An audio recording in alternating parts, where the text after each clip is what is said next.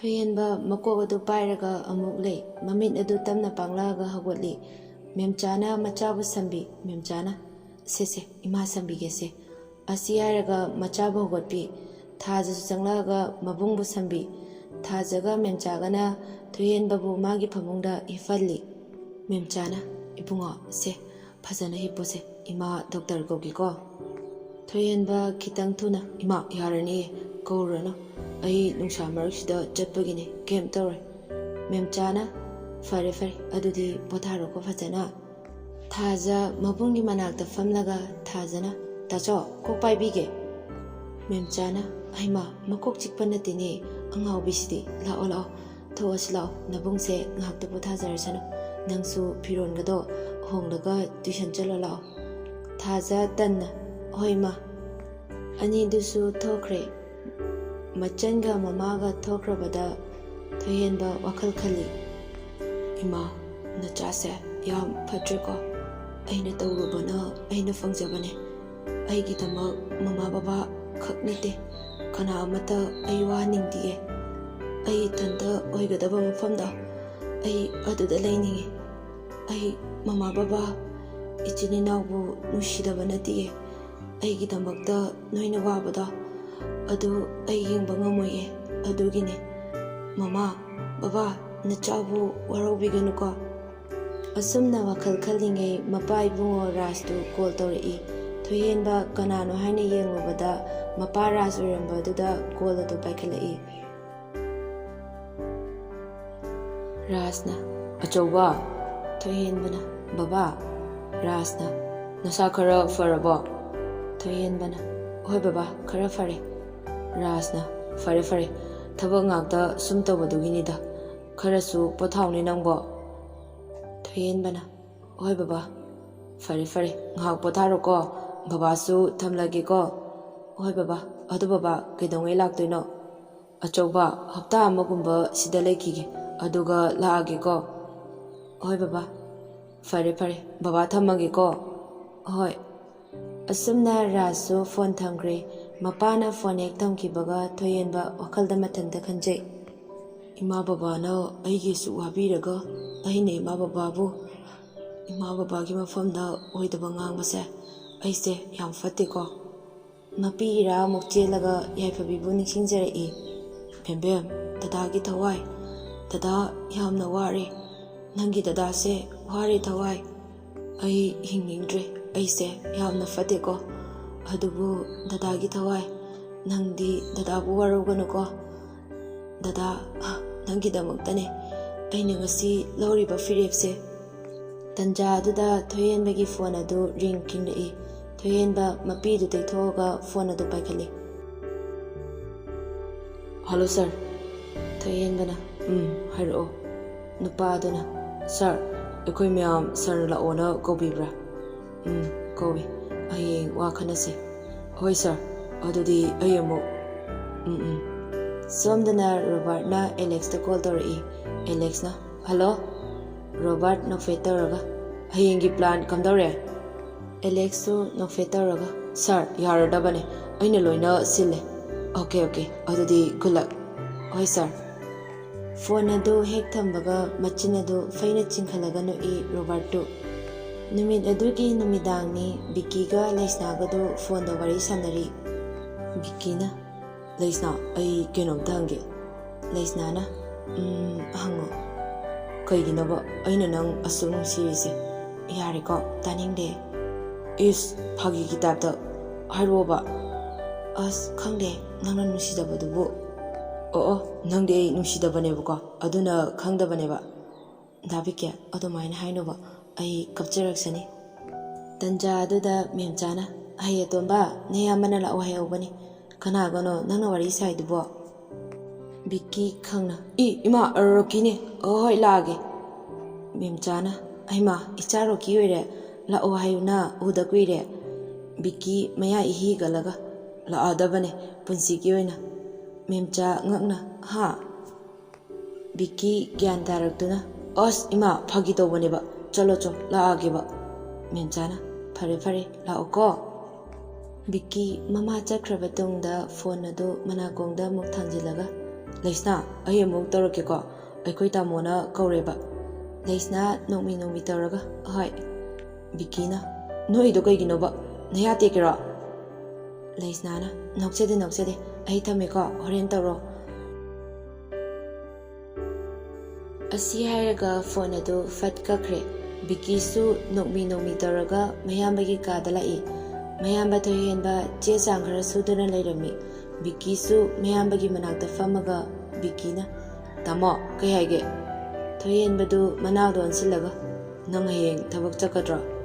Vicky-na tamo college satoine ado kaigino tamo. Thoihenbana kem tawleda fare chalo. Vicky su makha tarudre adumak toklai. Magi kada changlaga Leisna-da call tawri. Leisna-na hello Vicky-na yare lai. Leisna-na tamona ke hairino. Vicky-na kemna tida hayeng kai chatoino ye aina college kani na haikibane. Leisna-na oh ado ai hayeng college awai ko. Vicky-na kai gya.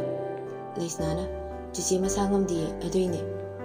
Vicky-na oh fare ado tumage thengsu thenge nangsu tumako. Leisna-na tumage. Asumna Vicky phone thamkre. Phone hek thamkibaga Leisna kanadano khangde call tawi. Leisna-na hello yanaba tawse hoi fare thamage ko. Leisna machindu feiramnoga aina nangi nathakta kai tawrage habada yengo igi lamadi ina singba tabani. Asumna Leisna su wakal ngaya khalamaga adumak tumthakre.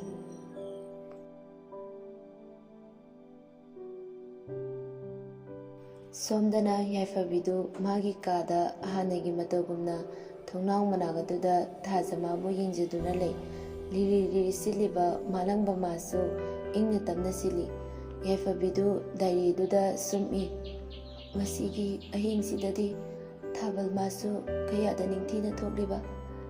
Ta thaja nangsu ai kairaba thamoi sida hena china piribra natraga aibu thimjinbiribra. Ai khangba waye asumna aduma waragadra thamoy pangbi nangdi kapo pena kapo mapi adu tamna tethokchaduna aigi thawai aigi dada thawai oiramba nang yamna fatte nang naibu asu wali base kaigino ai yam waye thawai ai waye ai khangba ngamniye amu ningsingjarai magi dadana haikiba wahi kaya adu. Thoihenba mapi rajena yaifabigi mukhadadu paidana yaifa aina haise thajabiyo ai nangbu thamoi sengna nungsi.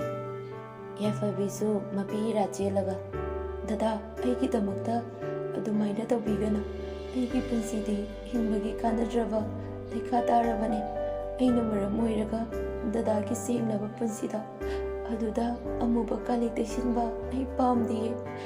Dada aigi wakal thadokpiyo miyamgi minong maisa maragasida aina dadabu chingthaba pamdiye. Thoihenba nungaitana yaifabi adumaina haigano ai nangidamakta punsisigi lepaniye aibu thajawo. Yaifabidu Thoihenbana pairiba makodadu tamna paijaraklaga Thoihenbagi mathada changjaduna hik kapai. Thoihenbasu kapnok tawraga yaifabibu makokta nungsina nanthabi. Thawai dadagi thawaine nangse aitagine. Yaifabisu haukhibasingdu ningsingjaduna kappaga lei. Chimbaldana kohi teba thamoidana hupuba masibu miyoibagi lichatla aibu dadagi thawaine harambadai khangle ngasidi pumnamak khangle ai khangle. Asumna ahinga dusu yaifabi mikap amata tumthaba yada thajamabu yenglaga adumak haukre.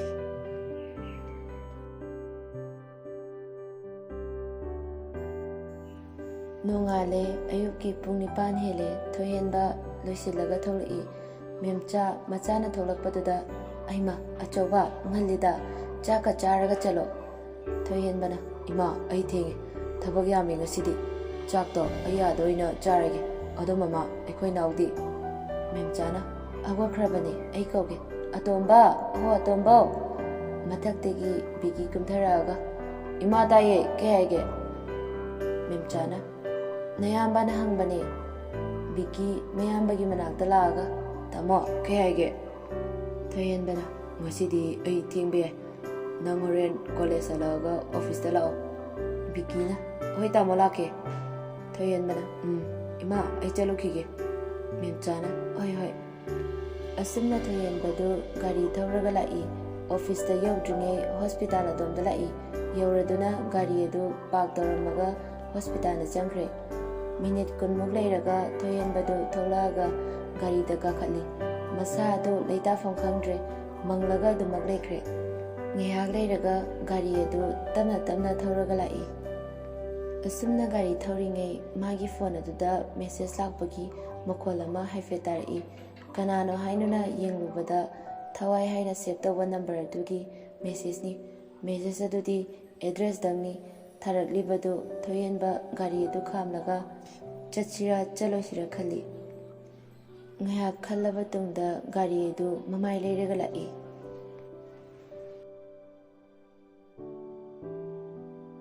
ꯉꯥꯏꯍꯥꯛꯀꯤ ꯃꯇꯨꯡ ꯔꯣꯁ garden ꯑꯗꯨꯗ ꯂꯥꯛꯏ ꯒꯥꯔꯤ ꯑꯗꯨ ꯈꯥꯝꯂꯝꯂꯒ ꯃꯅꯨꯡꯗ ꯆꯪꯂꯛꯏ ꯊꯣꯏꯍꯦꯟꯕ ꯀꯣꯏꯂꯩ ꯗꯨꯅ ꯌꯦꯡꯉꯤ ꯐꯝꯐꯝ ꯂꯩꯕ ꯑꯗꯨꯗ ꯅꯨꯄꯤ ꯑꯃ ꯃꯃꯥꯏ ꯑꯣꯟꯊꯣꯛꯇꯨꯅ ꯐꯝꯂꯒ ꯂꯩꯕꯗꯨ ꯎꯕꯗ ꯊꯣꯏꯍꯦꯟꯕ ꯇꯞꯅ ꯆꯪꯁꯤꯜꯂꯛꯏ ꯊꯣꯏꯍꯦꯟꯕ ꯇꯞꯅ ꯀꯩ ꯍꯥꯏꯒꯗꯕꯅꯣ ꯌꯥꯏꯐꯕꯤ ꯃꯃꯥꯏ ꯆꯠ ꯑꯣꯟꯊꯣꯔꯛꯇꯨꯅ ꯊꯣꯏꯍꯦꯟꯕꯗ ꯌꯦꯡꯂꯛꯏ ꯊꯣꯏꯍꯦꯟꯕ ꯃꯤꯠꯆꯥꯟꯅꯕ ꯉꯝꯗ꯭ꯔꯗꯨꯅ ꯃꯃꯥꯏ ꯐꯠ ꯑꯣꯟꯊꯣꯛꯈꯤ ꯌꯥꯏꯐꯕꯤꯗꯨ ꯄꯤꯔꯣꯏꯅꯕ ꯃꯤꯠꯌꯦꯡ ꯑꯃꯒ ꯂꯣꯏꯅꯅ ꯌꯥꯝ ꯋꯥꯔꯧꯅ ꯍꯥꯏꯔꯛꯏ ꯗꯗꯥ ꯑꯩ ꯗꯗꯥꯒ ꯑꯔꯣꯏꯕ ꯋꯥ ꯑꯃ ꯈꯟꯅꯁꯤ ꯍꯥꯏꯗꯨꯅ ꯗꯗꯥꯕꯨ ꯀꯧꯕꯅꯦ ꯊꯣꯏꯍꯦꯟꯕ ꯃꯃꯥꯏꯗꯤ ꯑꯣꯟꯁꯤꯜꯂꯛꯇꯦ ꯑꯗꯨꯃꯛ ꯇꯞꯅ ꯈꯨꯝꯂꯛꯏ ꯀꯩ ꯃꯇꯥꯡꯒꯤꯅꯣ ꯌꯥꯏꯐꯕꯤ ꯐꯝꯂꯝꯕꯗꯒꯤ ꯐꯨꯛ ꯍꯧꯒꯠꯂꯒ ꯗꯗꯥ ꯈꯪꯅ ꯈꯪꯅ ꯈꯪꯁꯤꯟꯅꯗꯕ ꯇꯧꯅꯣ ꯑꯩꯅ ꯗꯗꯥꯗ ꯀꯩ ꯂꯥꯟꯈ꯭ꯔꯒꯦ ꯗꯗꯥꯅ ꯑꯩꯒꯤ ꯏꯐꯝꯗꯒꯤ ꯂꯥꯞꯊꯣꯛꯅꯕ ꯍꯣꯠꯅꯔꯤꯕꯁꯦ ꯊꯣꯏꯍꯦꯟꯕ ꯃꯣꯡ ꯍꯥꯗꯅ ꯃꯃꯥꯏ ꯑꯗꯨ ꯑꯣꯟꯊꯣꯔꯛꯂꯒ ꯃꯈꯨꯠ ꯑꯅꯤꯗꯨ ꯄꯣꯀꯦꯠꯇ ꯍꯨꯝꯂꯒ ꯑꯗꯨꯏ ꯃꯇꯥꯡꯒꯤ ꯑꯣꯏꯔꯗꯤ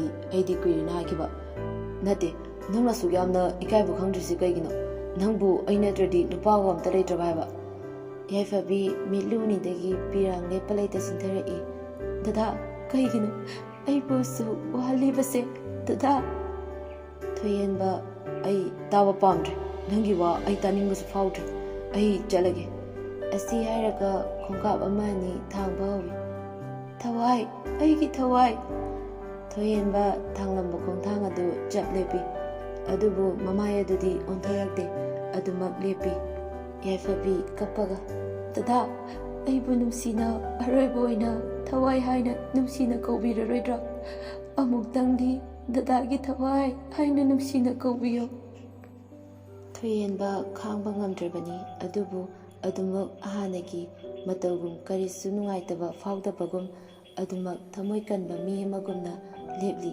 ꯑꯗꯨꯕꯨ ꯃꯍꯥꯛ ꯈꯥꯡꯕꯗꯤ ꯋꯥꯔꯕꯅꯤ ꯑꯗꯨꯕꯨ ꯀꯩꯁꯨ ꯍꯥꯏꯗꯦ ꯑꯗꯨꯃꯛ ꯂꯦꯞꯄꯤ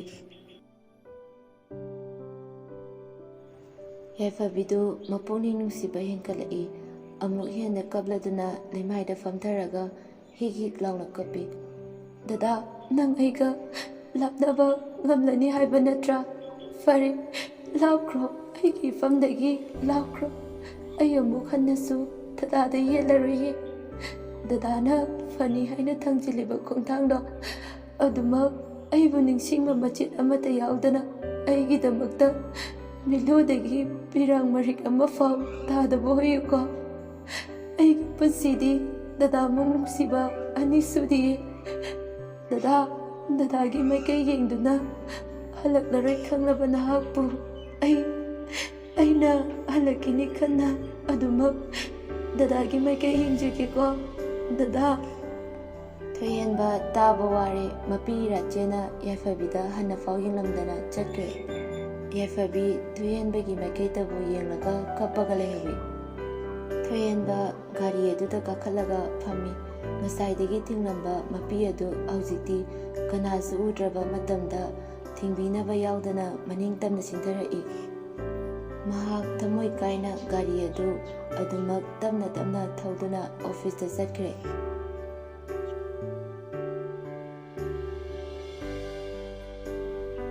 ꯁꯣꯝꯗꯅ ꯔꯣꯕꯥꯔꯠꯇꯨ ꯑꯦꯂꯦꯛꯁꯀ ꯋꯥꯔꯤ ꯁꯥꯟꯅꯔꯤ ꯔꯣꯕꯥꯔꯠꯅ ꯍꯣꯔꯦꯟ ꯅꯨꯃꯤꯗꯥꯡ ꯄꯨꯡ 8ꯗꯅꯤꯀꯣ ꯑꯩꯅ ꯍꯥꯏꯕꯗꯣ ꯀꯥꯎꯒꯅꯨ ꯌꯥꯝ ꯆꯦꯛꯁꯤꯜꯂꯨ Alex machin na machin katuna noklaga. Boss, aina tawba thabaktabu kaidawbagi mai pagloi. Robert su nokfetaraga. Adunidana. Alex na ado boss. Ai thamage horen ai pau forage ko. Robert na okay. Alex phone ado hek thambaga kanadano call tawsili. Nupi mana hairo. Alex na horen pung 6 da ngairamo. Nupi dana okay.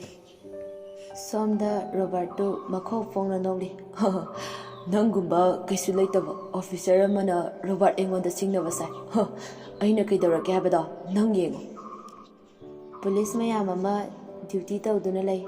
SP Poyesu masamang yauduna duty tawba yawi. Numidangi pung 3:56 sale. Alex gari tawduna lakpada police mayam ama lairambadu ubada nokfetaraga nupi ama tungda famlibaduda onsilaga kari no haikre. Gari adu adumak tharai police amana gari adu khamali. Police ama fatchangnaga kumtharo check tawbe. Alex pakhat pasaduna sir aigi chanupini hu thaga masa matanda sizani dorame. Police adu nupi aduda aifejingi aduga SP paride paulong na balai. Police aduna sir asigi gari se anaba ma yawi nupi macha ama hu taklambani. SP parina hai adudi jalan kodana fagani sir. Nupa adu Alex ki manakta tamna laga ibungo chalo yare. Alex yam nungaitaba sakfamda nungaijare sir. Nupa adana okay chalo. Alex gari adu thawali SP poirei Alex ta muna yengduna lehewi. Alex moigi mapa hek lanthorakpaga usittaba mino amanui. Asinabu police orini. Nupi adusu noklami. Asumna gari adu Robert hoitamna tharokrami. Yauraduna sumangda gari adu khami. Robert su gari amagi makhol takibaduda mathaktagi yengtharai. Alex ka nupi amaga kumlakpa ududa nokfetaraga makhada kumtharai. Alex su Robert ubada nokfetawi. Robert na ingit tawrai. Alex su gyan taraduna gari adudai bag amuba ma putharai. Bag adu hanglaga yengi. Robert adu khubaka furaga noklai. Good adunidana. Amu nupi aduda yenglaga mana kana. Alex nokfetawi nupi aduda Alex ni yengai. Nupi adusu gyan taraduna nokfetaraga mamai khumba adu lauthui. Robert ti nupi adu ubada masa gyan tadre. Nupi aduda mamit kuptani yengi. Magi mataw aduda nupi adu nokfetaraga sir aigi ming Leisna.